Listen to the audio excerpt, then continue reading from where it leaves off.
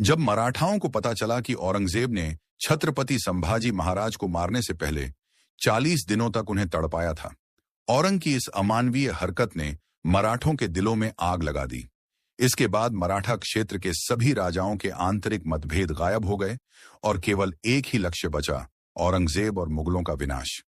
इधर रायगढ़ किले में इस कठिन समय के दौरान भी संभाजी के मृत्यु के अगले दिन ही 12 मार्च 1689 को रानी येसुबाई ने राजा राम महाराज का राज्याभिषेक करने का निर्णय लिया और अपने सभी मुख्य अधिकारियों को इकट्ठा करके सभी धार्मिक अनुष्ठानों के बाद राजा राम का छत्रपति के रूप में राज्याभिषेक कराया। ऐसा करके उन्होंने मुगलों को एक कड़ा संदेश दिया कि मराठा साम्राज्य अभी भी मजबूत है और लड़ाई लड़ने में सक्षम है, उनका छत्रपति अभी भी जिंदा है। इधर औरंगजेब को जैसे ही यह खबर मिली, उसने अपने जनरल जुल्फिकार खान को मराठा राजा राम को पकड़ने का आदेश दिया। राजधानी किला रायगढ़ को जीतने के लक्ष्य से जुल्फिकार खान 15,000 से अधिक की मुगल सेना लेकर निकल पड़ा। इधर राज्य अभिषेक के लिए मराठों का पूरा शक्ति आधार रायगढ़ में एकत्र था। जैसे ही सबको आक्रमण की खबर मिली तो रानी येसुबाई ने तुरंत सबको सुझाव दिया, यदि मुगलों ने हमला किया और हमारी सारी शक्ति अधिकार एक साथ पकड़ी गई तो यह हमारे भविष्य के लिए घातक साबित हो सकता है। आप सब जल्द ही यहां से निकल जाएं। लेकिन तभी संताजी ने कहा, महारानी आप सब और हमारे राजा का क्या? नहीं, हम लोग अपने महाराज को अकेले नहीं छोड़ सकते। फिर महारानी येसुबाई ने कहा, मैं किसी तरह राजा राम महाराज को यहां से बाहर निकलवा दूंगी, आप लोग बस जल्द निकल जाएं, ये रानी आदेश है।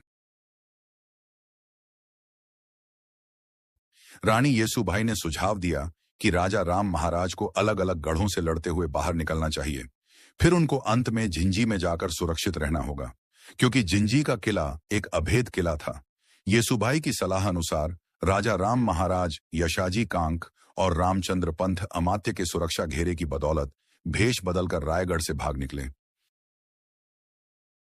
इधर संताजी गुस्से से लाल होकर बोले, उस सुअर के बच्चे ने हमारे महाराज के टुकड़े टुकड़े कर दिए और हम लोग कुछ नहीं कर रहे हैं, इतिहास हम पर थूकेगा। फिर धनाजी ने कहा, आप और आपका कुल महान है संताजी, मैं आपको शीश झुकाता हूं। आपके पिता मलहौजी भी वीर गति को प्राप्त हो गए संगमेश्वर के युद्ध में, लेकिन आप उनको भूलकर सिर्फ अपने महाराज और अपने मराठा के लिए सोच रहे हैं। अब आप जो बोलोगे वही होगा।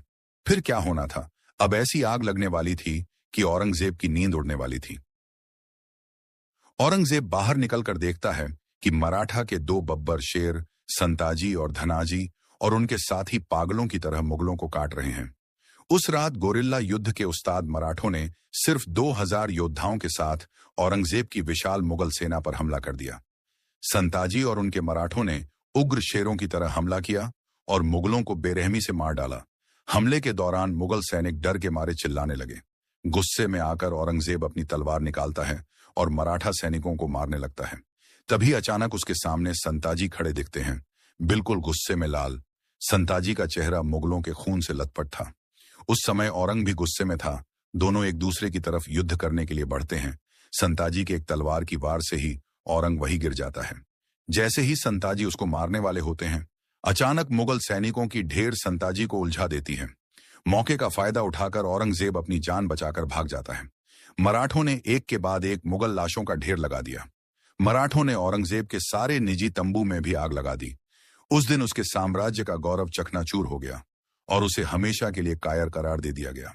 एक प्रतीकात्मक जीत के रूप में मराठों ने औरंगजेब के तंबू से 2 सोने के शिखर उठाए और उन्हें सिंहागढ़ किले के ऊपर रख दिया। अगली सुबह जब औरंगजेब ने युद्ध के मैदान को मुगल लाशों से अटा पड़ा देखा तो वह अविश्वास में बुदबुदाया, या अल्लाह, ये मराठे किस मिट्टी के बने हैं? वे ना थकते हैं, ना झुकते हैं, ना पीछे हटते हैं। क्या हम उन्हें नष्ट करने की कोशिश करते हुए कहीं खुद ही तो नष्ट ना हो जाएं? औरंगजेब इस अपमान से कभी उभर नहीं पाया। इधर मुगल कमांडर जुल्फिकार खान ने रायगढ़ किले पर कब्जा कर लिया, लेकिन राजा राम वहां से तब तक तो निकल चुके थे।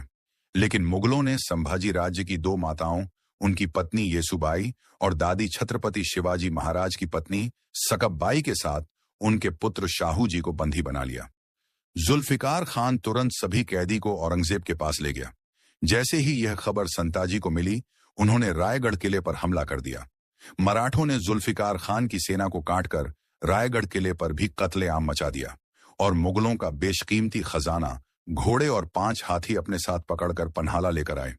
इस तरह कई गोरिल्ला युद्ध ने मुगल सेना का मनोबल तोड़कर रख दिया, क्योंकि मराठों को जब भी मौका मिलता वह मुगल सेना को चीर के रख देते।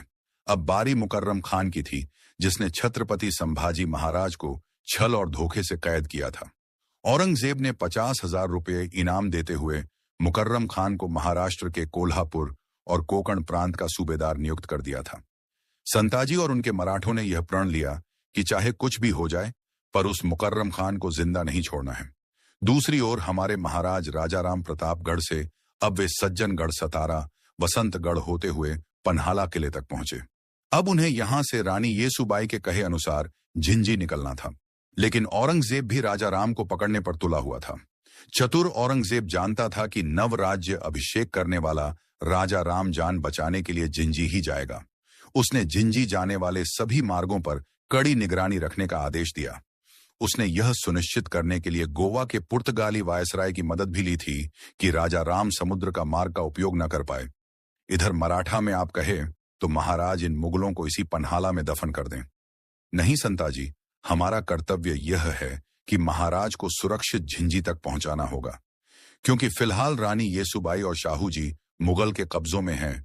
यह लक्ष्य बनाकर चलो, देर से ही सही, पर मुगल साम्राज्य का अंत हमारे ही हाथों होगा। पन्हाला पर मुगलों के आक्रमण की खबर मिलते ही राजा राम और उनके सहयोगी मराठा व्यापारियों के वेश में किले से भाग निकले।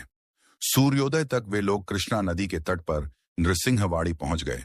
उन्होंने कृष्णा नदी पार की और दक्षिण की जाने के बजाय पूर्व के दक्कन की ओर जाने वाले रास्ते पर चल पड़े। क्योंकि मुगलों को बेवकूफ बनाना था, उन लोगों ने झिंझी जाने के लिए एक बार घूमकर फिर कृष्णा नदी पार करने की योजना बनाई। उन्होंने घुमावदार रास्ते का इस्तेमाल किया। महाराज की शिमोगा यात्रा गोकक सवा दटी नवलगुंड, अनेगरी लक्ष्मी शवर हावेरी और हिरे केरूर से होकर गुजरी। शिमोगा पहुंचने से पहले लक्ष्मेश्वर परगना से गुजरते समय वहां के मुगल अधिकारियों को उनकी यात्रा की भनक लग गई और वे अपनी सेना के साथ उनके दल का पीछा करने लगे। यहां उनका सामना वरदात नदी से हुआ। महाराज ने मालोजी घोरपड़े के भाइयों की मदद से इसे पार करके अपने पीछा करने वालों को चकमा दिया, लेकिन आगे बढ़ने पर उन्हें पता चला कि उनका मार्ग मुगल दुश्मन सेना ने रोक रखा है। ऐसी कठिन परिस्थिति में छत्रपति शिवाजी महाराज से प्रशिक्षित शक्तिशाली योद्धा संताजी जगताप और रूपाजी भोसले अपने राजा की रक्षा के लिए तैयार हो गए। शत्रु सेना को रोकने की जिम्मेदारी संताजी जगताप को सौंपकर राजाराम महाराज रूपाजी भोसले के साथ आगे बढ़ गए। एक सिपाही तेजी से दौड़कर आता है और कहता है, महाराज, भारी मुगल सेना हमारी ओर तेजी से बढ़ रही है। राजाराम महाराज तेजी से उठते हैं, चारों ओर देखते हैं। पास खड़े सेना नायक चिंतित हो उठते हैं। तभी घोड़ों की टाप की आवाज और तेज हो जाती है। महाराज, हमें तुरंत निकलना होगा। मुगल सेना हमें चारों तरफ से घेर रही है। इससे पहले कि मराठा सैनिक कुछ कर पाते, अब्दुल्ला खान की विशाल सेना चारों दिशाओं से हमला कर देती है। तलवारें टकराने की आवाज, घोड़ों की हिनहिनाना गूंज उठते हैं। मराठा सैनिक बहादुरी से मुकाबला करते हैं, लेकिन संख्या में कम होने के कारण कई वीर गति को प्राप्त होते हैं। अब्दुल्ला खान कहता है, राजा राम को जिंदा या मुर्दा पकड़ो, किसी भी हालत में भागने ना पाए। मराठा योद्धा अंतिम सांस तक लड़ते हैं और आखिरकार अब्दुल्ला खान की सेना सभी मराठा सेना को बंदी बना लेता है और फिर उन्हें बीजापुर किले में ले जाया जाता है। आखिरकार मराठाओं का राजा राजाराम हमारे कब्जे में है। औरंगजेब को संदेश भेजो कि मराठों का खेल खत्म। एक मुगल सैनिक कहता है, हुजूर, पहले पहचान की पुष्टि कर ले। अब्दुल्ला खान, क्या मतलब? राजाराम हमारे सामने खड़ा है। सैनिक बंदियों को जबरन घसीट कर सामने लाते हैं, लेकिन उनमें से कोई भी राजाराम नहीं होता। अब्दुल्ला खान का चेहरा अचानक गंभीर हो जाता है। धोखा यह कैसे हो सकता है? तभी एक घायल मराठा सैनिक हंसता है। उसकी आंखों में चमक और चेहरे पर वीरता झलकती है। राजाराम महाराज, तेरे हाथ कभी नहीं आएंगे। मराठा साम्राज्य को खत्म करने का सपना मत देख। अब्दुल्ला खान गुस्से में कहता है, राजाराम, इस बार तो तू मेरे हाथों से बच गया, लेकिन बहुत जल्द मैं तुझे तेरे बाबा साहेब और भाई के पास भेजूंगा। मराठाओं ने एक बार फिर मुगलों को चकमा दे दिया था। अब्दुल्ला खान के घमंड को करारी शिकस्त मिली, लेकिन मुगलों का कहर अभी खत्म नहीं हुआ था। अब्दुल्ला खान ने उन सभी सड़कों पर अपने जासूस तैनात कर दिए थे जिनसे राजा और उनके लोग यात्रा करने वाले थे। राजा राम महाराज और उनके लोग मुगल जासूसों से बचने के लिए आगे की यात्रा में घोड़ों का उपयोग करना छोड़ दिया। इसलिए वे सामान्य यात्री, तपस्वी, संत, व्यापारी, भिखारी आदि बनकर आगे बढ़ते रहे। वे मुगल चौकियों से बचने में कामयाब रहे और मुगलों को चकमा देकर 300 किलोमीटर दूर बेंगलुरु पहुंच गए। वहां पहुंचते ही बेंगलोर में एक और घटना घटी जिसने मराठों के लिए खतरा खड़ा कर दिया। वहां का एक सहयोगी राजा राम महाराज के पैर धो रहा था और कुछ स्थानीय लोगों ने यह देखा। अब उस क्षेत्र में यह खबर फैल गई कि एक महत्वपूर्ण और उच्च पदस्थ मराठा आया है।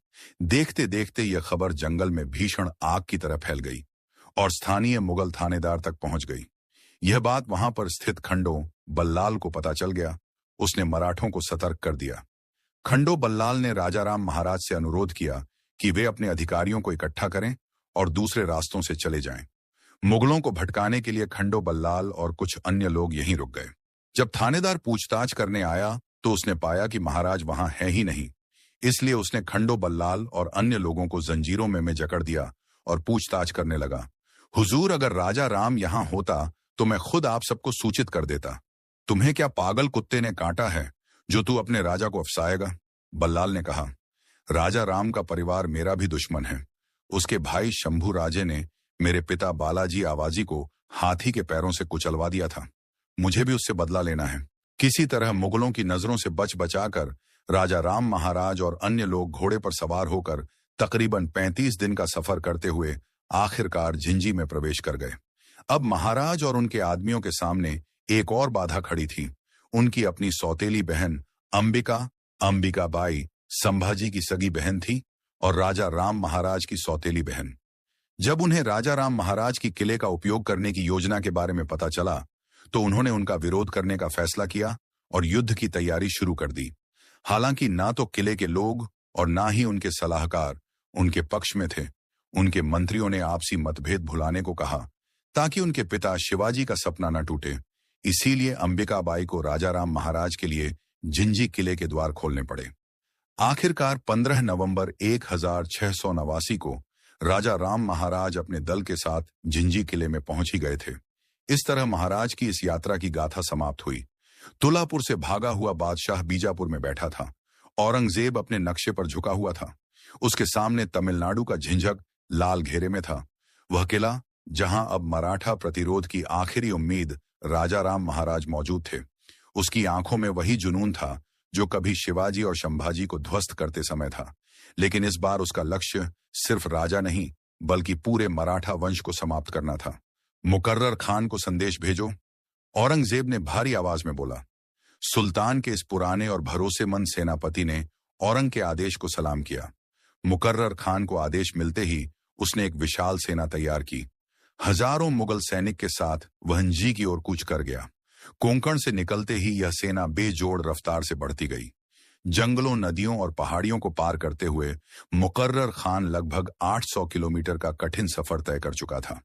लेकिन उसे क्या पता था कि उसका यह इंतजार हमेशा के लिए शांत होने वाला था।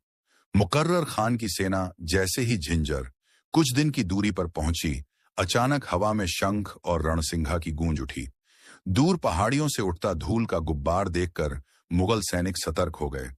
यह कोई और नहीं था बल्कि यह मराठों की छापामार युद्ध नीति का प्रचंड प्रहरी थे। संताजी मां भवानी ने हमारी सुन ली। शिकार खुद शिकारी बनकर यहां पहुंचे हुए हैं। तो वो तू ही है संताजी, जिसका आतंक फैला हुआ है। याद है, एक आतंक और था, शभा, वह भी बहुत उछलता था, जिसको मैंने हमेशा के लिए शांत कर दिया। वह धोखा था, वरना तुम्हारी नस्ल शंभू राजे को पकड़ना तो दूर, पैर की धूल चाटने के लायक भी नहीं है। तो आजा, आज देख लेते हैं कौन किसका तलवा चाटने लायक। दिसंबर 16,689 के अंत में मराठा सेना ने मुकर्रर खान की विशाल सेना को गाजर मूली की तरह काटकर तबाही मचा दी। भयंकर युद्ध के दौरान संताजी घोरपड़े ने व्यक्तिगत रूप से मुकर्रर खान के साथ युद्ध किया।